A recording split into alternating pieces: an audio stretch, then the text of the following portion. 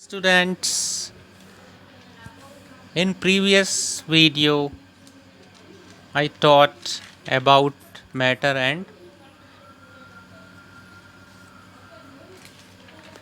different types of materials, and now we are going to start about interconversion of different states of matter.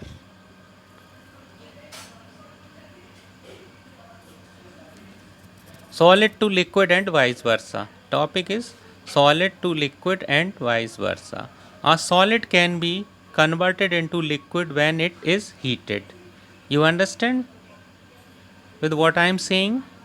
Solid can be converted into liquid when it is heated, and the liquid can be cooled to obtain the solids. Solid. Now, this process is vice versa. Vice versa means in reverse order from the way around something has been stated the other way around. Now, example, when ice is heated, then ice convert into water, and then water cooled, then it convert into ice. So this is the vice versa process. Uh, okay. Then next topic is melting or fusion. Simple. It is a process of converting a solid into its liquid state. Is called melting or fusion. Just as like example, melting of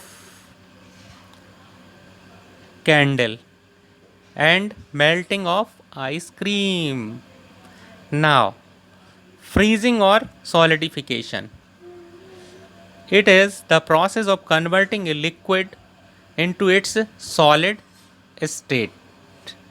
Again, freezing or solidification, it is the process of converting a liquid into its solid state.